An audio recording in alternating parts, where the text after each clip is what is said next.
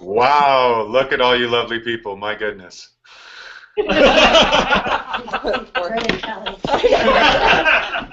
This is pretty up close and personal. I kind of feel like this is NYPD or something. He's talking, but it's not coming through. Okay, can you hear us? I can hear you. Okay, and you're live. Fantastic. Hey folks, how's it going? Good. Good. You guys finally happy to be at the end of the course? Kind Yes. Good deal. Gord was saying that you guys have been talking about some business opportunities in permaculture, yeah? Yes. Yeah. How many of you would say that you're interested in going into some sort of business-related permaculture endeavor? Yeah. Yeah. Yeah. Okay, great, great. I'm glad I got some quantitative analysis, so a smattering of yes and a few hands. Perfect. Great. Well, I'm going to kind of bring us back a bit to the presentation that I did earlier, and a bit of this function and niche work that I just rolled up with about 31 students on Wednesday. So I had 31 students, half from the US, half from Canada, a couple from the UK, go through the process that I outlined for you at the beginning of the course. And out of that, out of 31 people, we have about 7 or 8 solid niches that are going ahead that people are going to be jumping into. And it was basically a distillation of the process I gave you before. So would folks find it valuable if we kind of went through that process once more to give people a sense about maybe what they could do afterwards? Sure. Mm-hmm. Yeah. Another strong smattering. Good. This feels engaging. All right. Well, how many people worked through and actually did their holistic goal?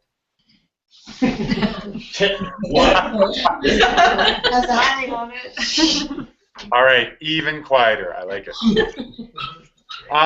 Then maybe what I'll do is I'll start with a pitch for the holistic goal process. And I found and I'm working on a more refined workbook that might help people with that. Recently I was talking with one of the students who I've been mentoring over in Alberta, and he put together his holistic goal last year. He was one of the students who went with us over to Kenya. And to say that his first draft was rough would have been an understatement, but he put it through and he said, this is not good at all.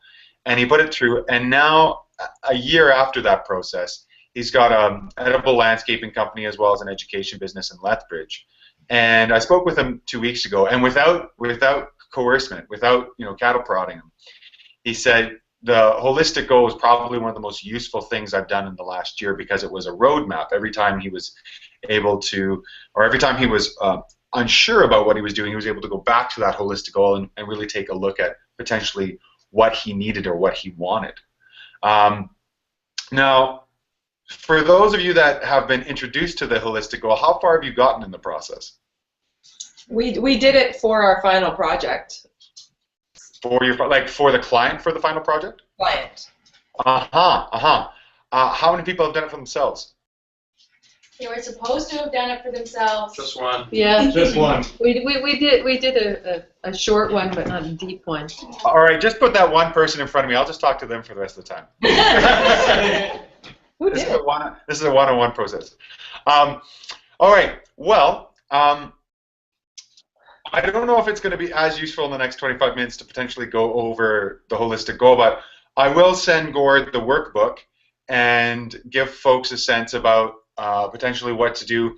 All I can say is that going back to it, looking at it, thinking about it, it's and this is a bold statement. It feels like humanity evolved, us moving past sort of an impulsive, potentially even, and I don't mean to criticize anybody there, but especially for myself, an impulsive sort of juvenile sense of always reacting to things, and now consciously responding and taking a look at, okay, does this meet what I want to offer the world on a larger sense of it?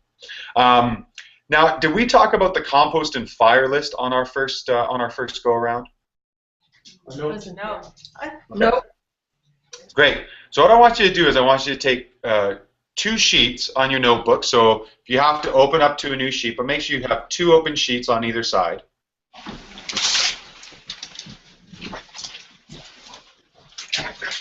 And on the left-hand side of the left sheet, we're going to write compost. And on the right-hand side of the right-hand sheet, we're going to write fire. What we should have is 2 pages wide. The binding in the middle, on the far left-hand side, it should say compost. On the far right-hand side, it should say fire. Okay. Awesome.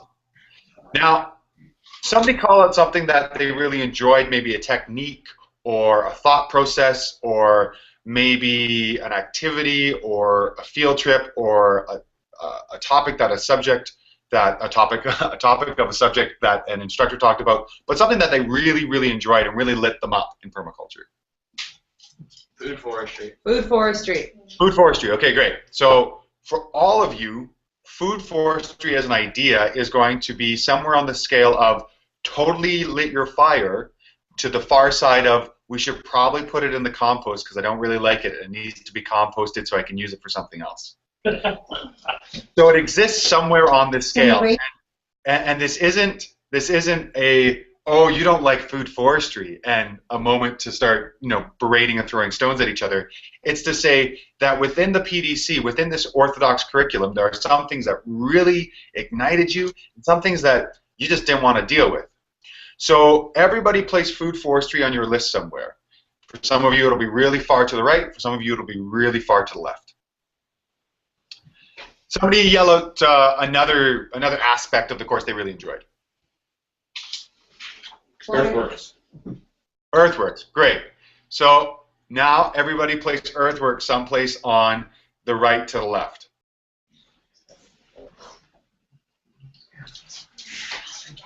Now I have a question. For those of you that have placed it on the far right or the far left, are there aspects of earthworks that maybe you don't find as enjoyable or as compelling potentially as other aspects? Yes. Okay, so we have to break apart earthworks a bit. We have to say, well, large-scale pond endowments of water, maybe that's actually more towards my compost side, but small-scale pathway catching swale systems, that's actually within what I really like about permaculture. So let's break apart earthworks. What are the different pieces of earthworks you guys learned about? What you just said. How about beside what I just said? How about road building? Where does road building lay for you? Where does keyline design lay for you? Where does swales work for you? And maybe that's large-scale swales, let's say broadacre scales, let's say home-based scales. Where does terraces lay for you? Where does hugelkultur lay for you? Is hugelkultur something you were totally stoked about, or is it something you didn't really like? And because I'm not there, I have no idea if you say you didn't like it, so you feel free to do whatever you want. Hugel. Somebody really likes it. I just saw photos of it the other day. It's amazing how much growth it's put on. We had a Skype tour of it. Yeah, we did. Okay, something else within the PDC. So we got to think back now, going on 6 weekends, 2 days, 12 days total, probably going on, a couple months ago. Let's go back to the beginning. What are some other aspects that you guys pulled out of your course that you really liked? The soil food web. Ah, the soil food web. Great. What about the soil food web did you like? Just understanding how everything connects and how it works and how things sort of attract and repel each other. Yeah, and how you could build inoculates with the tea. Right. Using some of the, say, diseased plant. I enjoyed that part. Perfect. Perfect. So that's actually a great example of you've got this big concept called the soil food web, and one of those concepts is about building inoculums out of the compost tea. So for you, that would be something, sounds like that would be close to the fire list. So of those two things, so we've kind of got the meta and the small, everybody place that on your list as well. So where did the soil food web exist for you, and where does compost tea producing exist for you as well? Now maybe compost tea producing is something of a compost piece for you, but the application of it or using it in your garden is more on the fire side.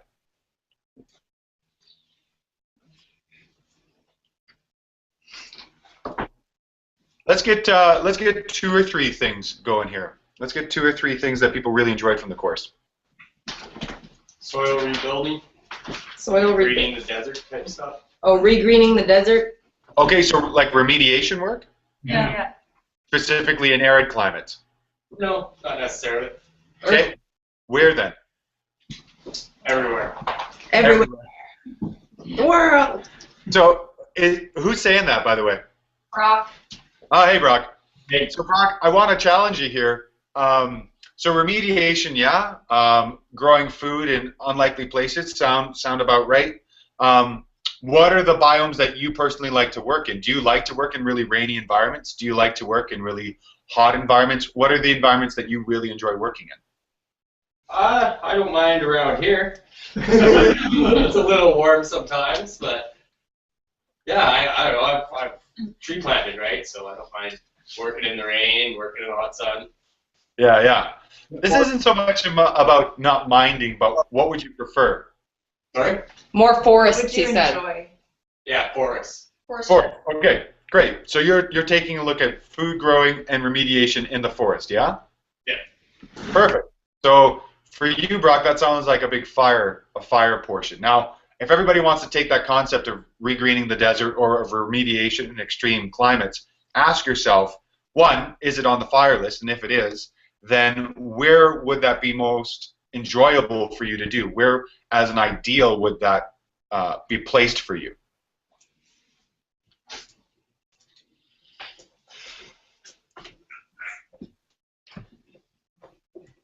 Yeah?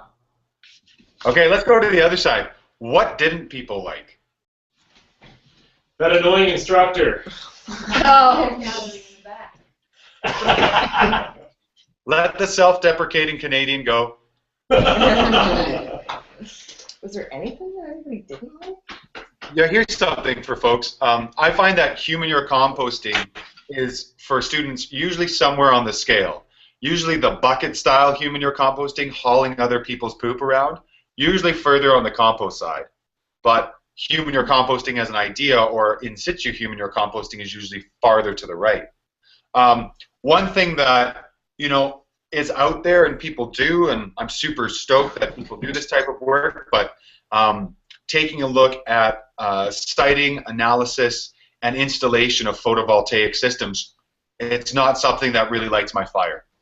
It's something that's more for me on the compost side. So renewable energies in photovoltaic styles, not something I'm super stoked about. Microhydro, definitely something I'm interested in. Photovoltaic?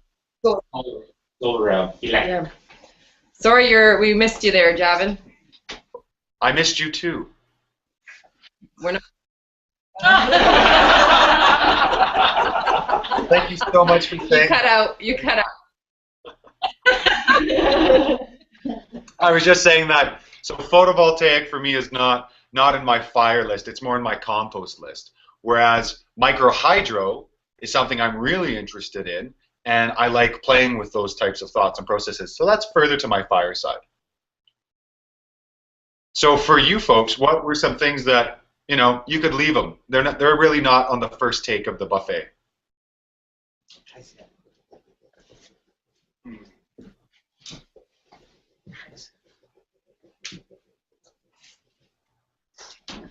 They loved everything. Yeah, it was cool. What are some things like market gardening or spin farming? Are those some things that most people would be fired up about, or is that something that is going to be more on the compost side? Market gardening is compost for me. Yeah. Yeah. I like it when I hear those things, the things that people would leave aside, because it allows us to really focus our creative energies into what we want to produce versus being involved in things that maybe we can't use as readily.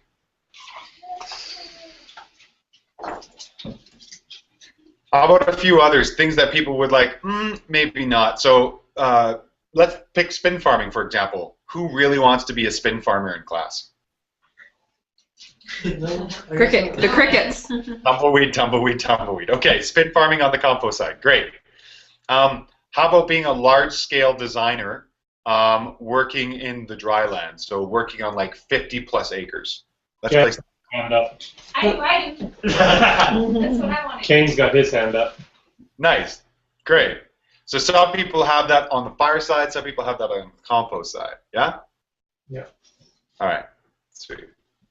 So normally what we would do is we'd run through the entire course and we'd go sort of day by day and we'd pick it apart. And what we would get is we'd get a full smattering of what did we really enjoy and what did we not really enjoy. And from this, we would then take almost the same topic or the same idea with the zones of brilliance to get a sense about what do we naturally do really well that we have skill in and leaves us recharged at the end of the day.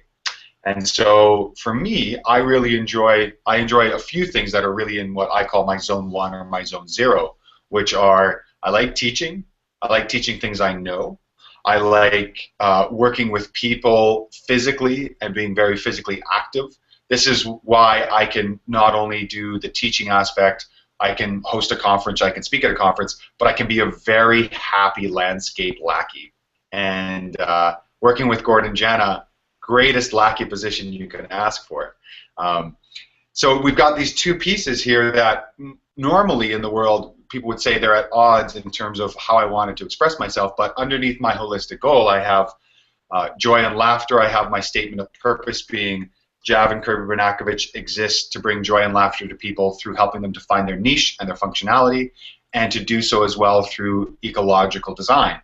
So underneath that nice big umbrella, I can place all these different pieces to create an extremely robust life that allows me to step out and be exactly who I am, how I am in the world, and not fall into the trap of being what everyone thinks I should be or what I think I should be because of what others are proposing, which even in the permaculture mentality can be a danger.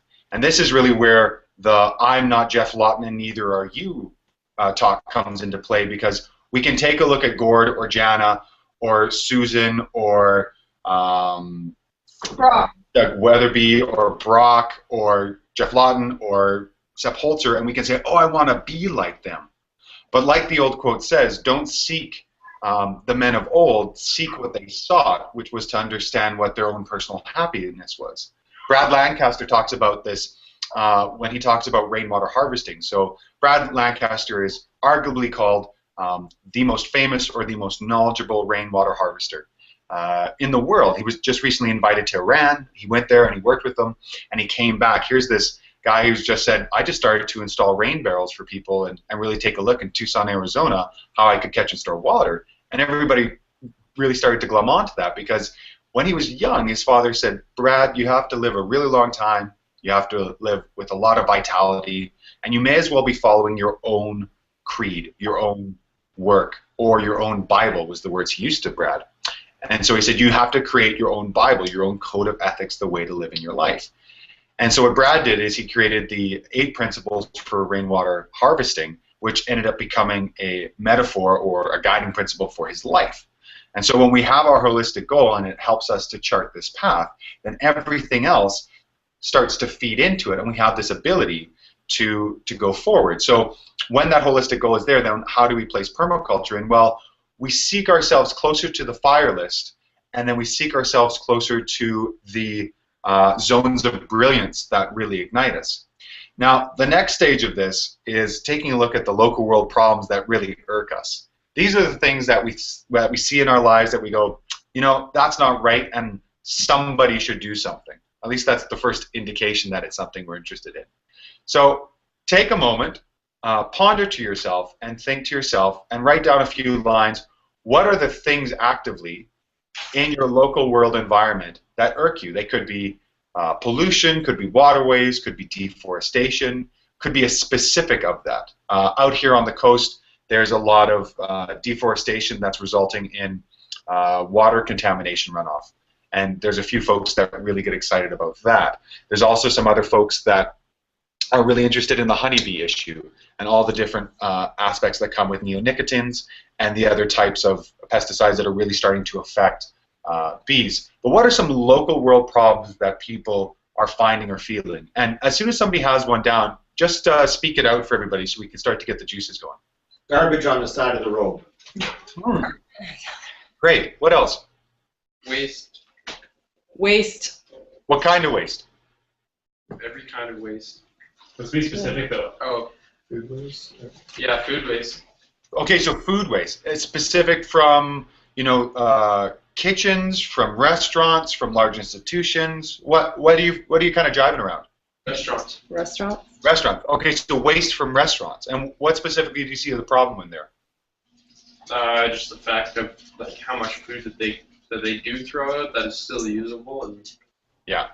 other people, but the other corporate aspect of it that we're not allowed to give anything away for free. Right. Actually, it gets worse than that because there were restaurants in Vancouver that tried to give away their leftovers for free, and policy needs to be changed. It was deemed unsafe, and they were legally not allowed to do that. You can't even do that to your pigs. It's safer to dive in the dumpsters. Yeah, it's safer to dive in the dumpsters. So there's a lot of policy that really sucks. Uh-huh. On the list. Yeah, fair enough. So policy can go in the compost. I think the water pollution, like dumping waste into waterways,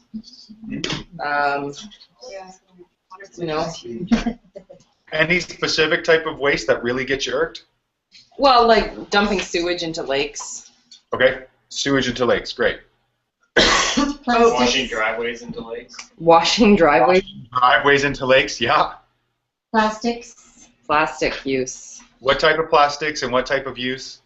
Packaging? No, I'm thinking plastic bottles that are just thrown into the side of the road, or just garbage plastic that people just throw away.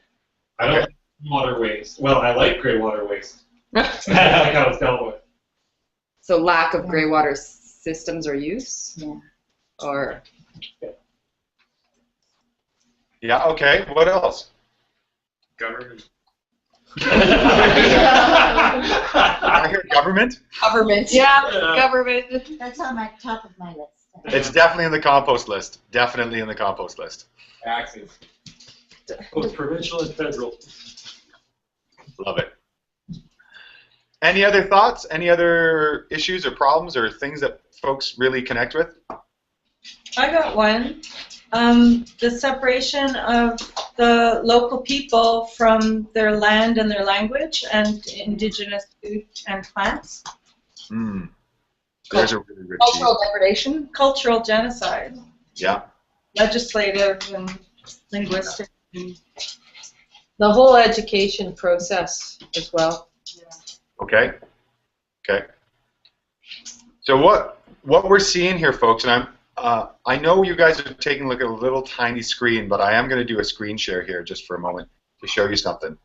But what we're looking here, and you've seen this before in the slide before, what we're looking at is the overlap between what our function is or what we really enjoy about ourselves and how we work in life. So for me, it's teaching. For me, it's doing manual labor. For me, it's doing a bit of head work, but also being able to work with other people. Our permaculture focus, so the things in permaculture we really enjoy. So again, for me, doing edible landscapes, teaching, doing small-scale business, and then the local problems. So when we see those overlaps, we have this beautiful connection in the middle, which is very dependent on our perspective. That is only one opportunity for us to see because it's very indicative of who we are. Not everybody sees this. But this is starting to get a sense of what our niche or what our leverage points is. So if somebody's really interested in waste streams and they have an interest in composting and they like meticulous work, we start to see an overlap there where there can be a utilization of waste streams into a local composting endeavor. And it could be a small one, it could be a large one. But the point is to start to move forward. I was given this metaphor years ago, this concept of called lifting the anchor. And we tend to think about a new endeavor as if we're a boat in the ocean and we have to lift the anchor all the way off the bottom of the ocean, get it into the boat before we go forward. But all we have to do is lift it gently. We just have to lift it a couple of inches to move forward. So I don't know how much more time we have left here, Gord. What do we have, like maybe 10 minutes? Yeah? Okay. Yeah. Then what I want to do is maybe take you just through one last quick process. And it's a process that I've used now for, going on about 4.5 years. And it's a cognitive process, but it's a non-intellectualized process. So it'll be a nice way for us to end off. So what I want folks to do is find a comfortable space. If folks want to lay down, if they want to chill out, that's fine, but find a place where you feel like you're actually quite comfortable.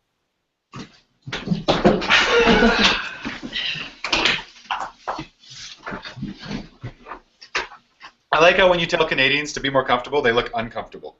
And I want you to take a deep breath in through your nose and out through your mouth. And in through your nose and out through your mouth. And in through your nose. And this next time when you breathe out, if you haven't already, just let your eyes become heavy and close. And as you breathe in the next time, breathe in the idea or the possibilities that are out there in the world. And as you breathe out any frustrations or connections to what's currently happening, but let that come out. So breathe in through the nose, filling yourself all the way into your belly, and out through your mouth. And in through your nose, and out through your mouth. And while your eyes are closed, I want you to consider that you've finished the course, you've had a great last day with everyone, you say your goodbyes, you feel warm in the concepts that you've learned and the relationships you've made and the companionship and the fellowship you've made with like-minded people, maybe more than you've ever made before. And you find yourself home, and home feels very comfortable tonight. It feels well suited to who you are. And you feel that feeling of fatigue and just that good exhaustion after a process of being well engaged and well learned. And you come up to your bed and you see that it looks extraordinarily comfortable and extremely inviting. And true to form, it is. And you fall into bed and you find it is the most comfortable it's been in a long time. You feel warm and wrapped. You even feel maybe a bit giddy going to sleep, knowing what you know. And you fall fast asleep. And sleep is extremely recharging. Even though you're unconscious, you can feel your body being recharged and understood and expanded. Now, morning comes and you realize this because there's a beam of sunlight that comes across your face and warms you slowly. And you feel your stirrings come to the room and to the world. And as you slowly wake up in this new world, you realize that something's a bit different. Something has changed. And you look around and you think to yourself, I'm not quite sure what it is, but you get out of bed and you feel extremely recharged. You feel lean and flexible and ready to take on anything that there is out there. And you look out the window and you come to realize with a deep sense of satisfaction that this is the world that has the highest ideal you've ever wanted to be realized, be it permaculture or otherwise. This is the world you've always wanted to live in. So the ideals of permaculture, of your holistic goal, of thoughts, of goals and dreams have all become realized today. And you look around and you take in what's different. You see that your room actually is indeed a bit different as well.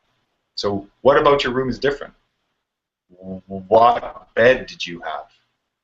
Who did you wake up beside? And where did you wake up in? What does your home look like?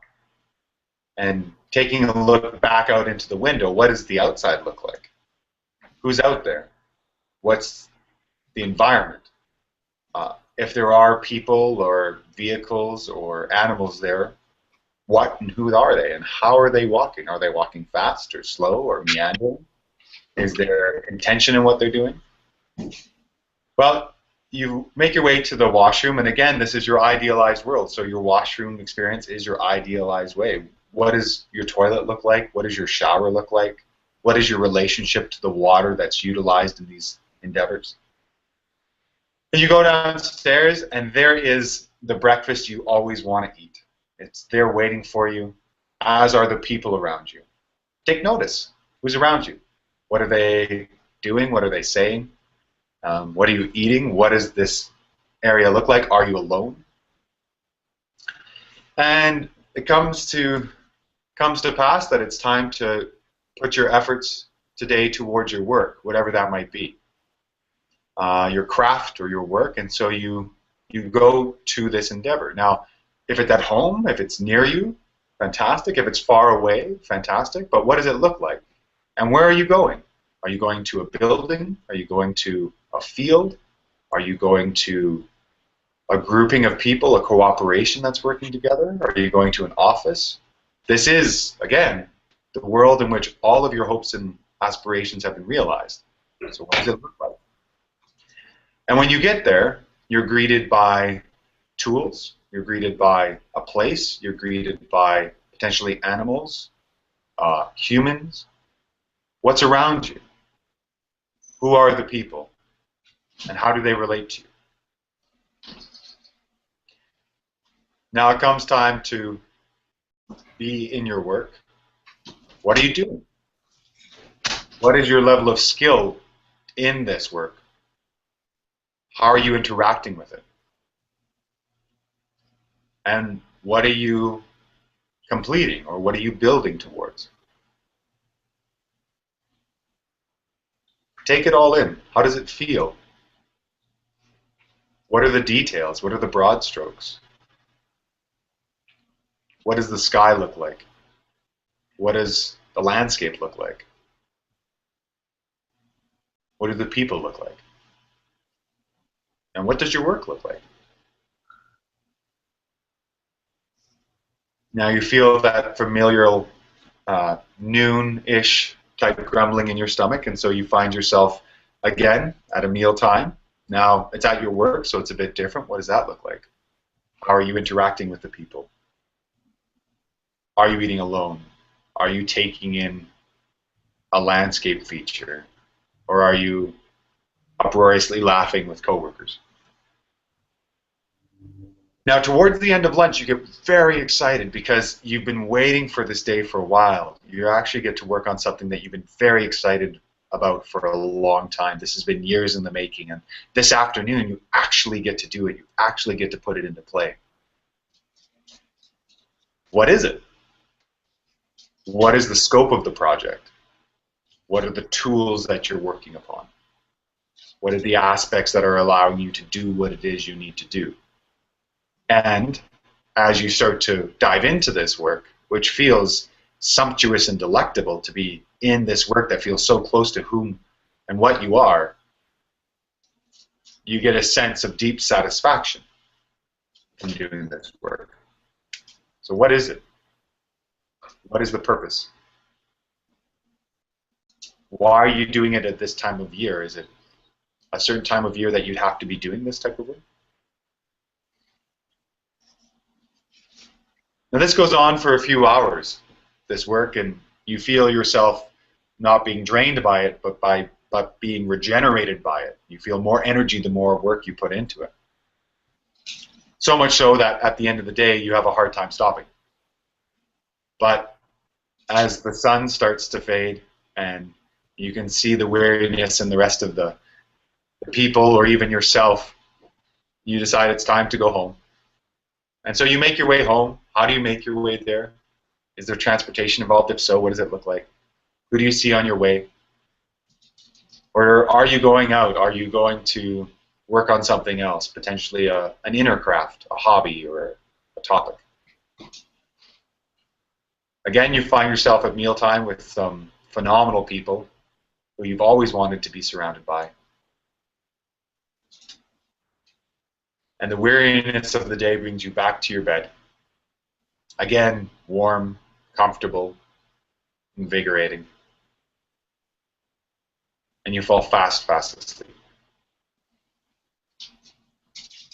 And you breathe in through your nose and out through your mouth. And in through your nose and out through your mouth. The next time you breathe in, Breathe in your surroundings and feel yourself stretch a bit, stretching your limbs, your toes, ankles, your wrists, your arms, your shoulders. And bring your awareness back to the room and slowly open your eyes.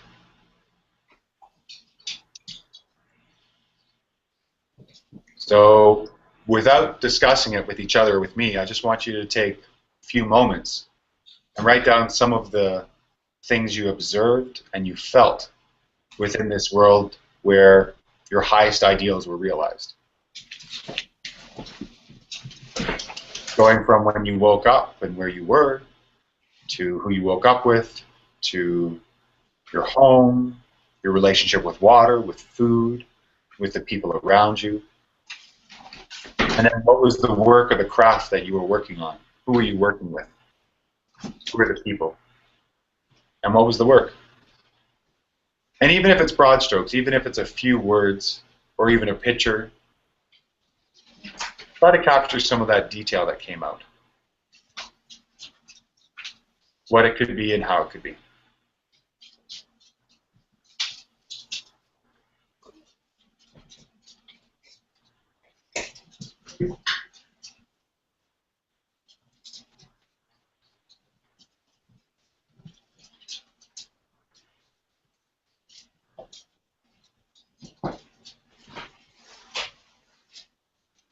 And if cognitively it's feeling a little bit rough to get through that process, then consider what were the textures or the feelings or the colors or the aspects of it. Sometimes when we feel or we smell something, we have a sense of things being well-grounded or well-right.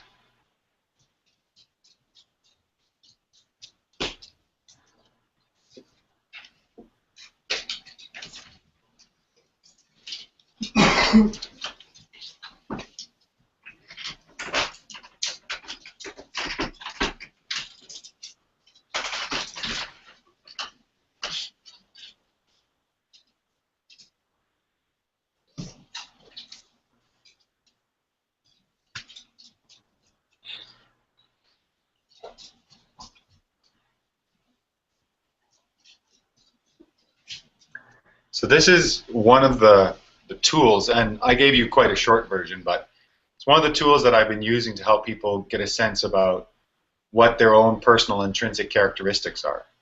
So if we go back to that design process called analysis of an element with the needs, the yields, and the intrinsic characteristics. The intrinsic characteristics are all the environmental factors that can help us to be and work within our function at a very heightened, aware place. And it becomes a pretty important thing to consider if we are going to radically change the way that we operate and we live in the world. No more has the impossible dream of being, a middle class, in many ways, slave laborer to the rest of the world. No longer is that possible, and especially when we see environmental and the social degradation around our world, it's time for those of us that understand these processes to step up, but not only step up for other people, but to step up for ourselves and to create the lives that we really want to, keeping in mind caring of the earth, caring of the people, and setting limits to our own consumption and redistributing the surplus of what we produce because it's exactly where we want to be. This process, of course, is a lot longer, and the students in the recent course that I just finished all pretty much had the same feedback that 5 weeks was actually far too short and you didn't give us enough time to do all of this. But working on one's own path and where we're going is a lifelong endeavor, which always pays dividends. So when we put all these things together, we end up with a pretty good idea. And having gone through a few permaculture design courses and seeing a lot of people do what's called the permaculture dog, the permaculture yellow dog, which is after they finish their PDC, they go up to anybody they can, and it's like a big yellow dog that comes and shakes out of the water being like, hey, let me tell you about permaculture, and they get all this splatter of permaculture, and people don't really understand what it is. And then they do this permaculture wander, which is they go over here for a bit and there.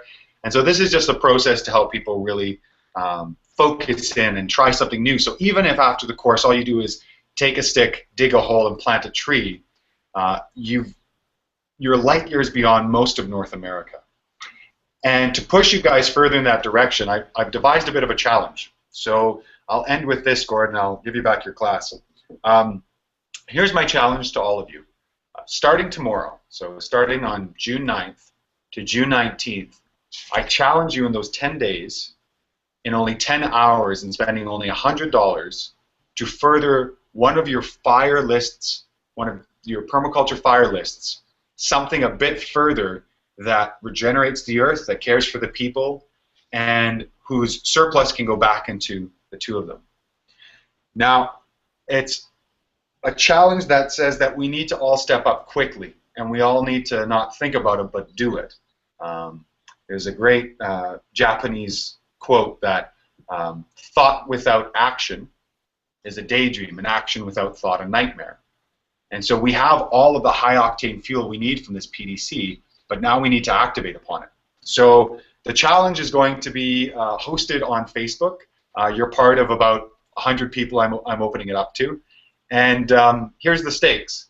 If on June 19th you've posted something and you've told people about what you've done and what it was and what you put into it, we'll have another 10 days for people to say that this was great or they really like this. And then some sort of winner will be chosen based upon how epic your endeavor was, your activity, your first step. And the winner gets their $100 back. So I will give you your $100 that you spent back. I'll spend an hour with you coaching, consulting, talking about anything under the permaculture sun or just where you want to go. We're diving back into some of this function and niche work if you want. And then I'll give you another $100 to take your next step. So if you are thinking that, oh, I would do this, but it sounds like there's not that much stakes, those are the stakes. And so what I'll do is I'll send Gord the Facebook invite to the group, which will probably go live today. And I hope people take me up on the challenge. Last time I did this, a woman went home to Cortez Island, ran a presentation on what she did down at Permaculture Voices and started a PermaBlitz network. Cost her $0. It cost her, I think, an hour and a half, and she did it within 3 days of coming back. So it doesn't always have to be, we don't always have to build something. We can also just connect people. So anything under the sun is fair game. Any questions? We've kind of run the gamut there in pretty much 25 minutes, more like 35, but.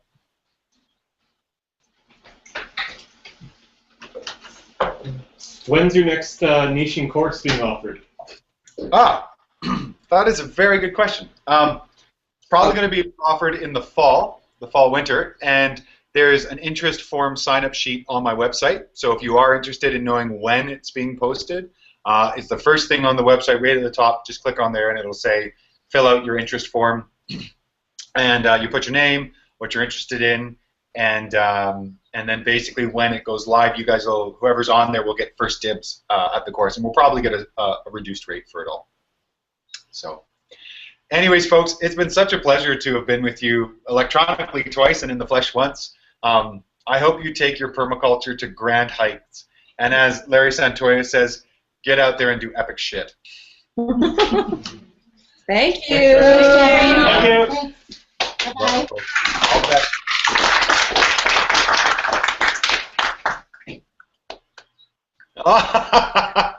A NOLA bomb. All right, Javin, thanks a lot. Talk to you later. Bye. Bye.